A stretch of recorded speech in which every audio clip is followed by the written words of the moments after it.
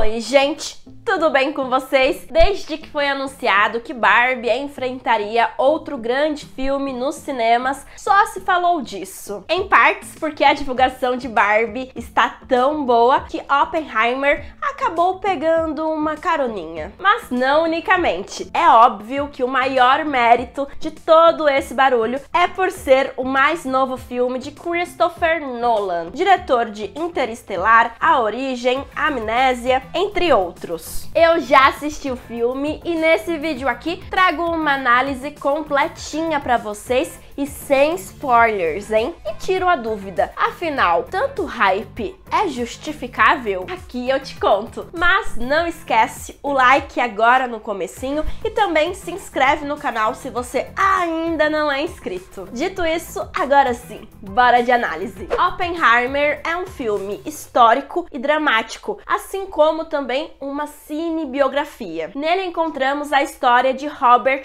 Oppenheimer, que é acreditado como pai da bomba atômica, devido ao papel que desempenhou durante o projeto Manhattan, que foi o programa de pesquisa e desenvolvimento que produziu as primeiras bombas atômicas durante a Segunda Guerra Mundial. E a trama aborda todas as etapas desse programa, desde o modo como Oppenheimer acabou se envolvendo com ele, passando pelo modo como ele assumiu a liderança do programa, até mesmo o primeiro teste realizado dentro dele. Só que essa trama não é linear e mistura três frentes diferentes. Primeiramente, tudo que envolve o desenvolvimento do projeto Manhattan, como já mencionado, assim como a perseguição que o protagonista sofreu por ter sido considerado desleal aos Estados Unidos, por sua mudança de postura em relação às próprias bombas que ajudou a desenvolver. E também uma audiência pública, enfrentada por Louis Strauss, que foi uma figura importante no desenvolvimento da política de energia nuclear nos Estados Unidos e que também é o grande antagonista desse filme. Então a trama intercala essas três frentes diferentes que, ao final,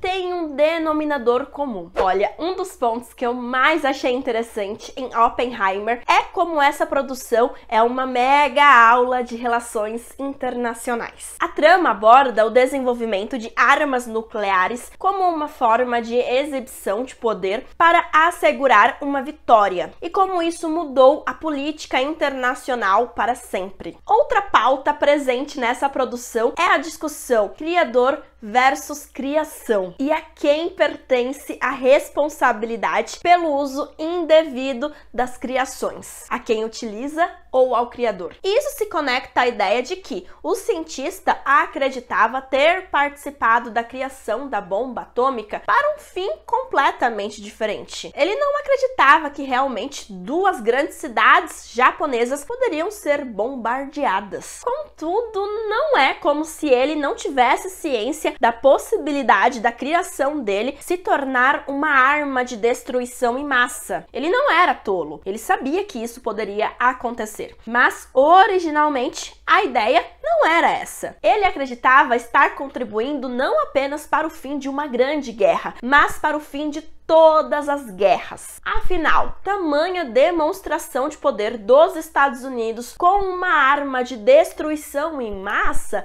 teoricamente deveria assegurar a paz mundial, já que qual país, qual nação do mundo iria querer mexer com um país que tem tamanho poder? No entanto, na prática foi bem diferente. Os Estados Unidos até poderiam estar atrás da paz mundial e também da liderança internacional, porém, o principal objetivo era não ficar para trás, visto que outras potências já estavam desenvolvendo o próprio armamento nuclear. Então, o que assistimos em Oppenheimer é a jornada de um homem que se deixa levar pelo desejo de deixar sua marca na história, mas também por uma ambição idealista. E a partir do momento em que ele se dá conta de que suas mãos estão sujas de sangue por ter contribuído para a bomba bombardeamentos sem precedentes na história, ele percebe que não tem mais volta e lida com as consequências à sua maneira. Afinal, ele pode não ter dado as ordens de bombardearem Hiroshima e Nagasaki, mas se esses bombardeamentos foram possíveis, é porque ele desempenhou um papel crucial. E eu li pela internet que o diretor associa essa discussão ao uso de inteligência artificiais. E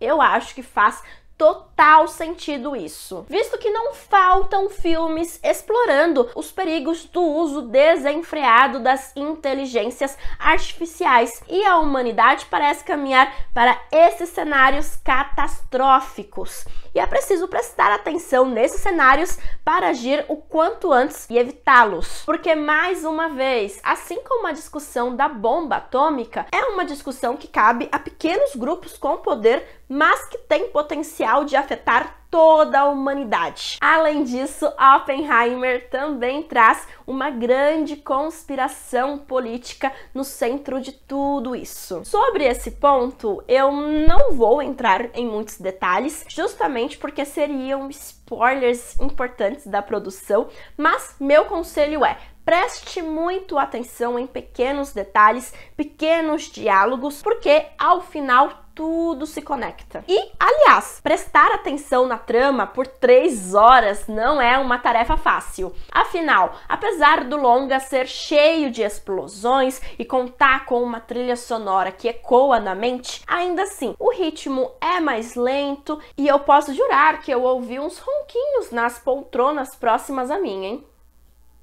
E assim, eu nem digo pra vocês que o longa é um pouquinho cansativo porque é longo.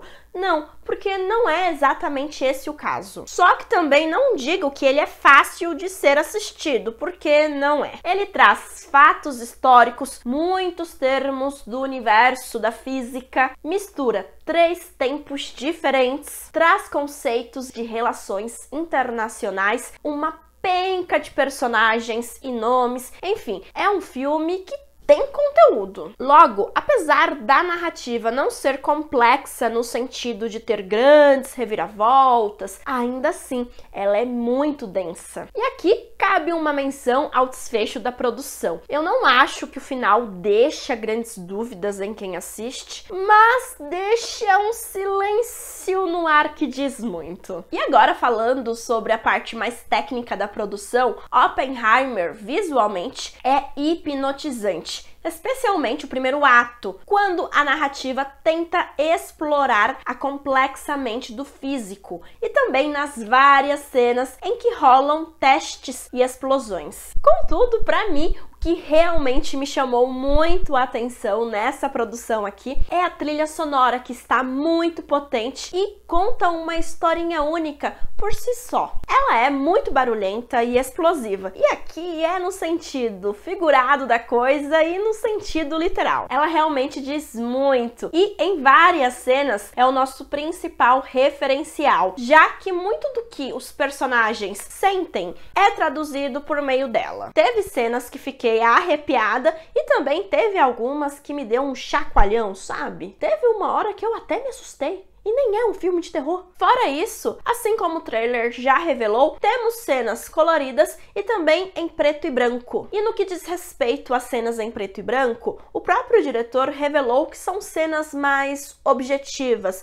e, na minha opinião, de fato são. Mas por quê? Na minha experiência, vejo essas cenas como o que realmente entrou para a história dos Estados Unidos. Ou seja, aquilo que é de conhecimento público. Não que as cenas em preto e branco não sejam ficção também, mas são cenas historicamente situadas e mais concretas, diferente das cenas mais subjetivas, as coloridas, que contam com uma certa liberdade criativa. E justamente por isso abrangem perspectiva de personagens, especialmente do protagonista. Então, por exemplo, nessas cenas tem muita coisa acontecendo ao redor dele, porém acompanhamos tudo sob a perspectiva dele. E diga-se de passagem, as atuações estão fenomenais, mas Isso já era esperado, né, gente? Visto que a produção conta com um baita elenco. E detalhe que há uma pequena parte do elenco que envelhece durante o desenvolvimento da trama, então a passagem do tempo é marcada de forma bem sutil na pele dos personagens. E claro, também houve todo um cuidado da produção para tentar caracterizar os personagens de acordo com seus respectivos pares da vida real. Eu dei uma pesquisadinha e nem todos estão idênticos às figuras históricas, mas isso se deve muito por escolha de elenco. Ainda sobre os personagens, o Cillian Murphy está impecável na pele do protagonista, e aqui preciso destacar o trabalho do Matt Damon e também do Robert Downey Jr. Já o elenco feminino não foi tão bem explorado aqui. A Florence Pugh vive uma personagem muito interessante, mas acaba sendo apenas a amante do Oppenheimer e, infelizmente, somente se destaca por isso. E sobre a tal cena de nudez prolongada, olha, na teoria ela faz sentido, porque mostra o protagonista sem todas as armaduras dele. Ele fica totalmente exposto, todas as suas fragilidades, mas o resultado final acabou me deixando um pouquinho desconfortável. Eu acho que não ficou tão bom assim, porque acaba que o corpo feminino fica muito mais exposto por muito mais tempo, de forma desproporcional ao corpo masculino,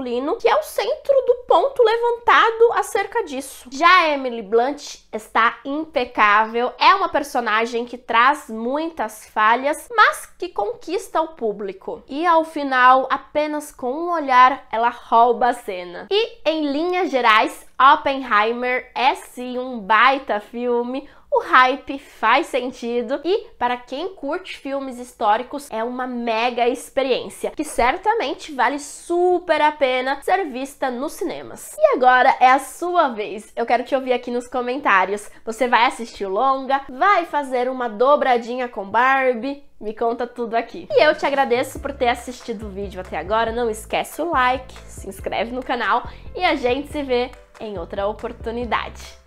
Beijinhos e tchau, tchau!